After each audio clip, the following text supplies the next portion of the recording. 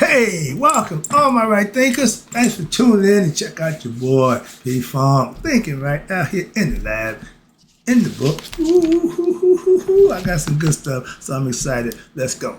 Rightisms, 25 rules to live by. Storytelling, story with a message. There's a message in my stories for life. I give life lessons. You tune in to receiving them. I appreciate you. We got a good thing going. Let's handle our business.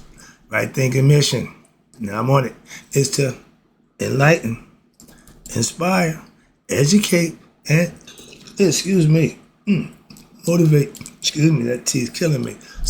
Educate and motivate you, the individual, to a higher spiritual level of enlightenment. Right thinking is way of life, and that's what it is. Through mental and spiritual discipline, practice daily will help and guide you to obtain your goal of reaching spiritual enlightenment, aka know thyself. My mission that all right thinkers know thyself. If you're a right thinker, your goal is to know thyself. See where we're going with this? So let's get together and ask the question. Do you know you well when I'm through? Because that's what I do. It's rhetorical, but if you know how to answer it for yourself, tune in. I got you. A person who knows not that they know not is foolish. Disregard them. A person who knows not and knows that they know not is simple. You can teach them. That's why I do what I do. For you, appreciate you too. Stay tuned. I got more for you. A person who knows not and believe and think that they know is dangerous. Avoid them. I do. A person who knows and knows not that they know, spiritually asleep. I can awaken them. I'm your spiritual alarm clock here to wake you up with knowledge of self. That's what I do for you. A person who knows and knows that they know is wise. Follow them. All these persons reside in you. Right thinkers, know thyself and two, Maya, be true. We wrapping up with Lord Kepri. And this is some understanding of teaching of mankind. This is the life lesson right here. This is going to be a good one for you. Right thinkers, let's talk about our Lord Kepri life lessons and break down the purpose for human beings' life. Okay? In his wisdom, Lord Kepra, knew that human beings needed guidance. Right there. Why? He know that we're born ignorant. So he's sent his great-grandchildren, Asar and Aset, to what? To be teachers and role models for human beings on earth. Lord Tahuti also imparted the hidden knowledge of life to who? Aset and Asar. Okay? So that what? They would lead people on earth in a righteous manner. Do we have a leader right now that's leading us anywhere near that? Well, not in America, not in white America. They don't care about that. All right. So in Africa, we got a guy doing just that. And it's amazing to everybody. No, moving on. I ain't got time. All right. But showing them what? The path of peace. Hello. Doing that too. Prosperity. Keeping his own stuff in his own, making his own money from his own minerals, natural resources. That's my man. And spiritual enlightenment. You had to bring God into the mix. You got to be spiritual. And Asar and Aset, they had established what we call Shitat Netta. I'll call it right thinking philosophy now. But it means the divine mysteries, rituals, and worship, and our ancient Egyptian concept of religion. We had a mystical system that we practiced that you had to come into being initiated in. It wasn't for everybody. I'm starting to realize why my right thinking philosophy, it never be commercial. All right. But when human beings become involved we've been doing this a long time. Life been around a long time. So when human beings got too involved in the world, they would forget their true nature. Okay. And so what happened? So the temples Het Neter. Het means house. Neter means God. So house of God. Y'all call it church. You call them temples. Okay. But that's what they were. But it was made like a human being. Okay. Break down. They called the house of divinity. House of God. Okay. God, goddess, temple was created where the pressure Of the world came a what? Relief. After work, after whatever you're doing, you got somewhere to go to unwind. Social club, whatever you want to call it. But it's been around a long time. Again, that's my point. And what happens? You be relieved and you have an association with something other than what? Worldly perspective. You want to put the world down and go and chill, whatever y'all like to do. Most people go have a drink, have a smoke, have whatever it is y'all do, that your pleasures, or, your vices that you do, so that you deserve it, so that's what you do. Moving on, to each his own. All right, but with divine can only occur when you put the time, energy, and effort in. And such a place and its teaching are needed. Why? At one time, the temples was for you to go to do just that. Church is supposed to be 24/7. What? For the refuge, for those who are in need, what they got, they should be there 24/7. Those things have changed. All right. So that your mind, again, the mind can now become aware of its higher possibilities. Okay? You ain't just strung out on this earthly stuff. And you could turn away from what? Mental dullness, aka earthly stuff, due to what? Kun, Khemen, that means ignorance. Okay? They knew about that a long time ago. And what happened?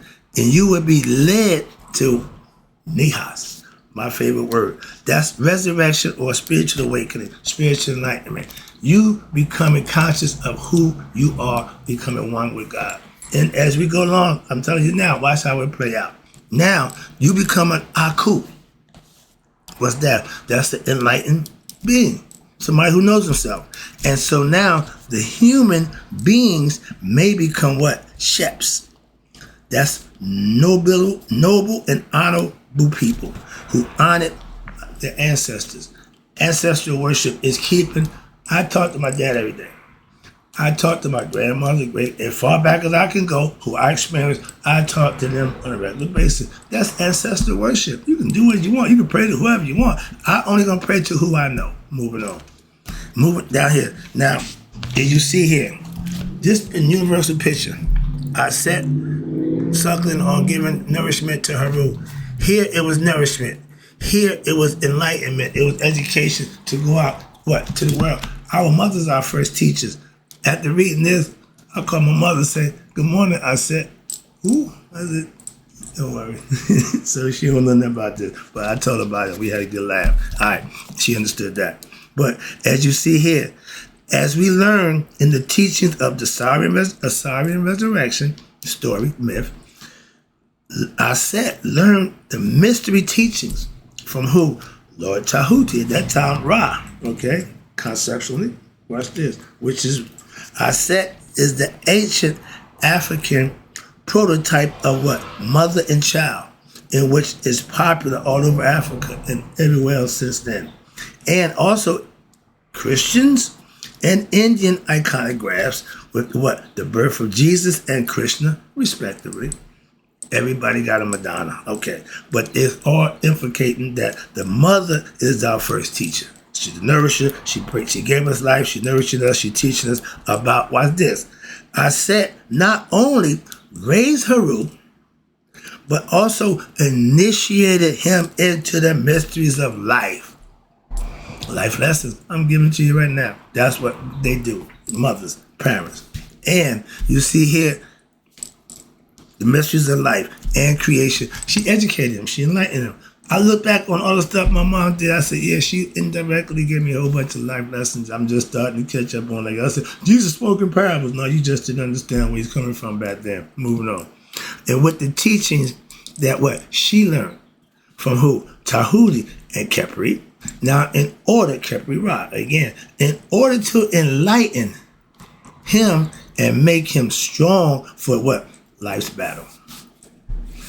It's a constant battle inside yourself, good and evil. Haru and Set. Haru, higher self, your best self. Set, your lower self, your ego self. That's a constant fight. It's a constant battle. And watch this. Everybody say, the devil's always busy. Yep. And you're right, but do you understand what you're saying? So grasp the concept before you make these statements. Just, well, the devil's always busy. Haru. That's the hero in you. He's considered the redeemer, the challenger of the one who stands up for what? His father. I stand for mine, even after death. And that's where he at right now. I got to stand up for him in the flesh. Don't let what take him out take me out. I'm learning this thing, boy. I'm getting good. All right. I can relate everything I'm learning to my actual life and put it into perspective where it makes sense. That's what I'm trying to show you. You can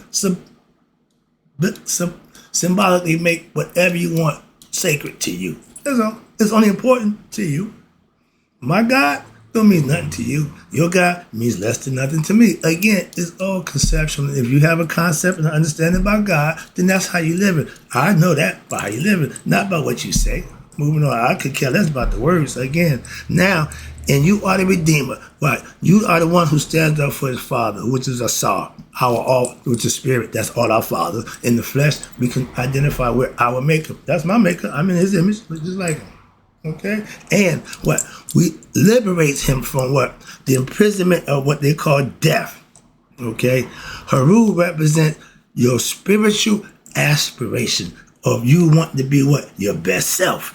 And success on your spiritual path in life.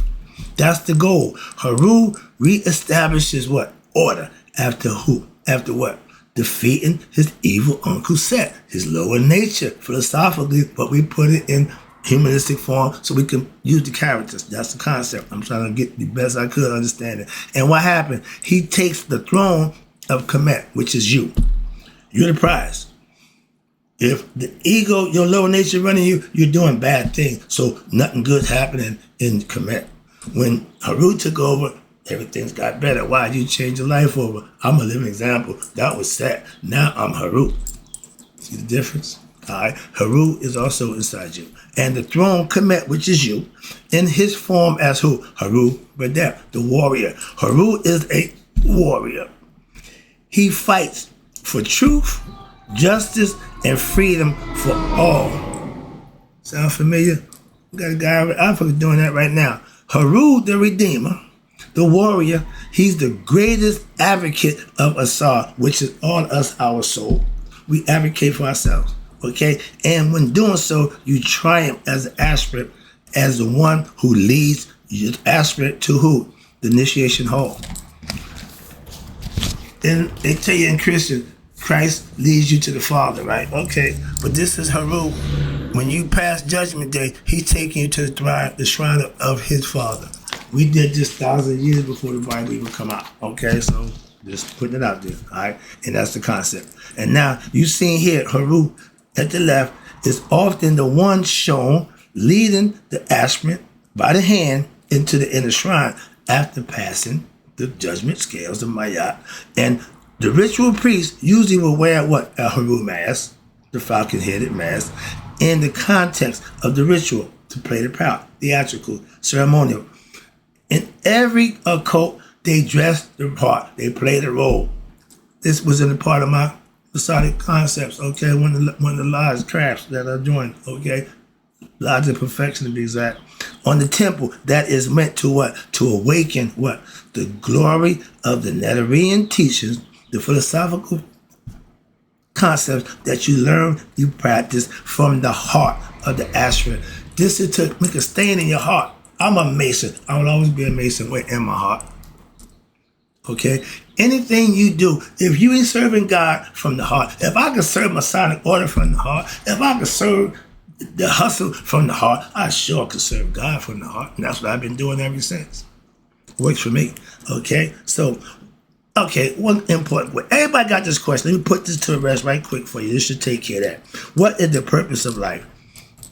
In order to tread a true and beneficial path in life, it is necessary to truly understand what is good in life and what is worth pursuing, as opposed to what is not true or not worth pursuing. Your choice, your decision. If you're ignorant, you can't make good choices that's going to benefit you. You're going to make mistakes. But the philosophy that I teach provides you insight to yourself. Again, in the wisdom teaching that we learned thousands of years ago, passing it down, relates to this important issue that needs to be carefully studied and diligently, put the work in to reflect upon it until what? Until the lesson, the message is totally understood and clear by you, the individual, for yourself.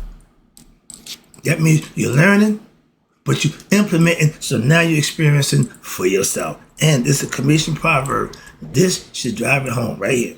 The purpose of human life is to achieve a state of consciousness. That means these temples had to line up. They had to be in line, so to speak. Why? On the same accord. Apart from your bodily concerns. That's why head down means nothing. It's all up here. Okay? That's the true temple. The body is the house. And watch this. Men, I done told you this, and I done told you this. I'm going to tell you this again. Men and women are to become God-like through a life of righteous virtue and cultivation of your spirit through scientific study and obtaining self-knowledge through daily practice and your bodily discipline, aka practicing, living it, becoming it. That's how you know it. Salvation is what? Is freeing of the soul from the body fetters, meaning ignorance. As long as you're ignorant, you're going to have problems. In the physical form, in the body, you're going to have plenty problems. And becoming what? How do I become God? Becoming a God through what? Self-knowledge. Knowledge of self. And the practice of it acquires what? The experience which gives you the wisdom. And that's the ability to control what? The forces. Luke, use the force. Right, of the cosmic forces instead of being a slave to them. We know about them, but how many people know how to use them? And what this means? It means subduing what? Your lower nature, okay? And through awakening your higher self, which is Haru. And by doing that, you end the cycle of rebirth and dwell with the netters, other gods, who direct and control the great planes and the astral plane. That's where you want to end up. That's where we go when we go to sleep. The causal plane, the ultimate, is when we go into that deep sleep and we feel so much better when we come out of it. That's practicing for what? Eternal rest. That's what that is. We think just the body dying takes us to eternal rest. No, it ain't that easy. Trust me. If it was, everybody be there. So it's the difference. And again, wrapping it up. What should be the purpose of life? Make a bunch of money, be happy, be all that. Everybody know you. Nope. Should the purpose of life be to get rich? Nope. Famous, have a big house? Nope. To have lots of fame? Nope. To be a big movie star, have a big family? Nope. Still going. The purpose, no to all of those things. So now what the purpose is to become God-like by having knowledge of self, by putting in the work to practice in the lesson that's there to do just that for yourself. And what? To further become one with God. Again, it's all conceptual. That's a state of mind, but when you put the work in, it also becomes a state of how you live. Now I'm gonna wrap that up because I got another lesson. I'm gonna get this in. That's the whole goal, right? Things to become one with God. Now we had a group of people in ancient times that were certain genre that had literature pulled out that they called the Harpers song. Now y'all call them hymns and we call them old too, whatever. Okay, but this is what the Harpers song, and this is facts of life. Okay, this is a special genre of ancient Egyptian literature that deals with the total understanding and the meaning of what we call the purpose of life. This is going to be good. Now, through the following Harper's song, the purpose of life becomes a little more clearer. Let's find out. So let's go with the song. Goes like this. After hearing this, you should have a better perspective about life. That's what they're saying. Let's see if it works. All right, let's go. I have heard these songs, which are in the ancient tombs, which tell of the virtues of life on earth and make little of life in the Neturka, which is the cemetery, the graveyard. Ain't nothing I'm going in the graveyard. I don't do the visiting grave thing, but I see people do that. Don't have no use for that. But when they do likewise to eternity, why then do likewise to eternity? It is a place of justice without fear, where an uproar is forbidden, okay? Where no one attacks his or her fellow. This place has no enemies. All our relatives have lived in it from time of immemorial. That's where the spirits go to rest. Eternity. That's what we consider. But if you don't earn that position, it don't just happen. That's the caveat to that. And all our relatives have lived in it since time immemorial, and with millions more to come. It's a cycle, and it's got plenty of room. Why? Because it's space. It's just there. Get there, and it just be there. That's it. It was always there. God just decided to, invite some people. That's us. But I joined. I'm all in. I'm sold out. If the God that I think I believe in or I'm serving, if I'm wrong, so be it. I ain't got a problem with that. My motto when I sold drugs: if you can't do the time, don't do the crime. I'm putting in my work, and if I'm wrong, you can't take away the work. I just had to be putting it the wrong way. I did that doing that, so I figured this got to be the other way. The wrong way didn't work. Maybe I try this way. And if I'm wrong for this, so be it. Again, I paid time for that. Whatever I got to do for this, I ain't got a problem with it. But if I'm right,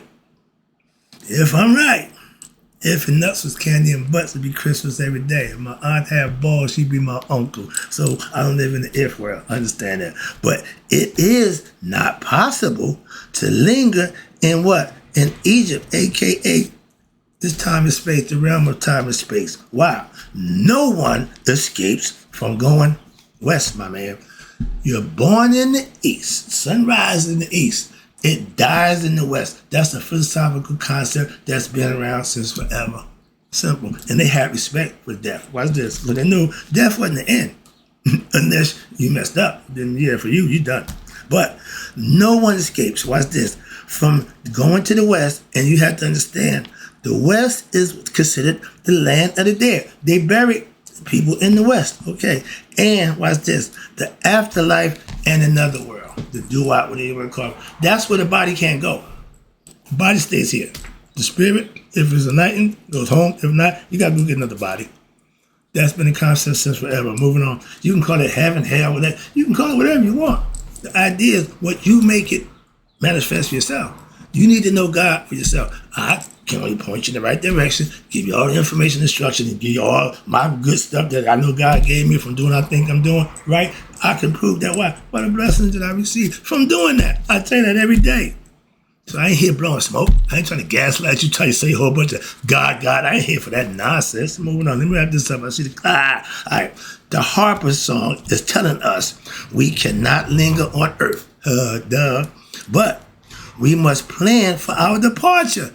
Basic instruction before leaving earth. Y'all call it the Bible. And that's our acts on earth, here and like a dream. Right now, I'm conscious. I'm supposed to think I'm conscious. I can feel myself. I can breathe. So I know I'm conscious. Okay? When you're conscious, you do what you need to do. Okay? But if you consider what the Harper song is saying, it is like when you have a dream, when you are asleep. But we go to sleep every night. We had that time in our life where we shut it down, the physical body, but the mind don't stop, the brain don't stop.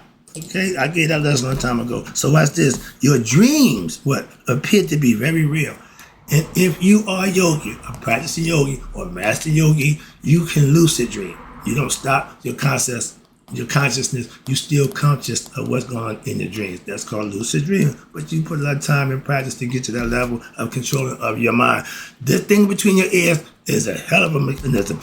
It don't come with instruction, but listen to those who try to help you, and you do the rest on your own. You take a piece from the east, a piece from the west, and put it where it makes you feel good, and you do the rest. Come on now.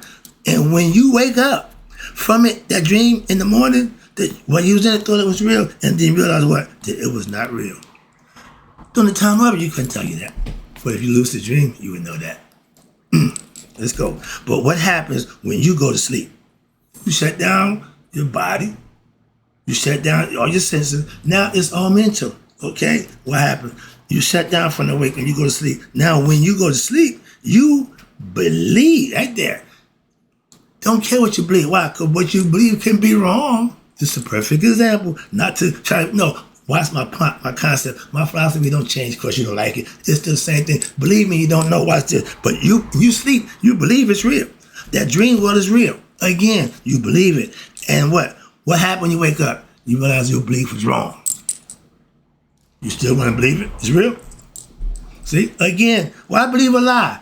An illusion? A concept? That's fine. If it don't manifest, it's useless. Moving on. And watch this. And this waking world is what? Unreal. The Aborigines and the Native Americans said the real world is when we go to sleep. That's the real us. Here, we can perpetrate the fraud. We can act like this and do that. And I kind of see where they're coming from with that. A lot of fake people going on. But which is what? Reality then. Why? In the dream world, it's reality. When you wake up, now this is also reality. Which one it is?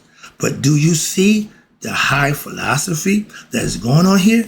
It means what? That there is something within you. I told you, we're spiritual beings having a human experience. The body is human, the spirit is God. And beyond the changing realms of consciousness, Hermes Trismegistus, we know him as Tahuti, Thought. Thrice great. That means he's great in every conscious level. Conscious, unconscious, and subconscious. He's still great. That's the concept. Moving on. I'm going to wrap it up. But now, it means that there is something within you that is beyond the changing realms of those three stages, consciousness and the waking, and even in the dream state, he's still comfortable there. I just said lucid dreamer. That's it. How are you personally to discover that beyond illusions? How are you to elevate yourself to transcend this mortal, finite existence, the physical body? Accomplishing this is what we refer to as what? Becoming gods and goddesses. The question then now becomes, how is this to be achieved by me, myself? It is wonderful for me to tell you what She Taught Netta, aka Right Thinking Philosophy. I practice and teach it every day. It's all about what? All about, but it is also important that you know how this is achieved for yourself. I am sure that you have heard of what they're saying. Many are called and a few are chosen. So all that walk around, we God's chosen people, not if you ain't living right. See, the ones who live right, they ain't saying that. Why? They're the ones who being blessed. They ain't got to tell you a whole bunch of nonsense. Why? They receiving it, so they ain't got to talk about it. They be about it. Wrapping it up, you get out see it with no longer. This is it. I'm taking it in. Those of you who are studying Right Thinking Philosophy now, as opposed to what? Millions, and I know those people who ain't, who are out there in the world, that ain't gonna do with me. You are reading this, why? Because you are ready to pursue some new path of life, aka obtaining enlightenment. Know thyself. You are now ready to discover what? Damn it, some insight that leads you, yourself, the answers for your own question for yourself. What? To know God. And it's most likely as to the true purpose in your life. And the source of what? Your pain in life is due to your own ignorance. Figure that out. Now, I am mainly just confirming what you already know. Again, remember. Anyway, why? Because you have the wisdom inside of you. But you just have to what? Get them, TDJs. You have to know how to tap into it and then what? Work it. That's the lesson. I got to go. Hope you enjoyed it. Oh, I'm having fun. Hope you're learning something, because that's my goal, to get you to know some things that I'm trying to get you to understand. Knowing thyself is important. Getting the lessons and then implementing is even more. In closing, right thinkers, may you already be 100. Me, 100 minus a day. So I never know that my right thinkers have passed away. I'll be back.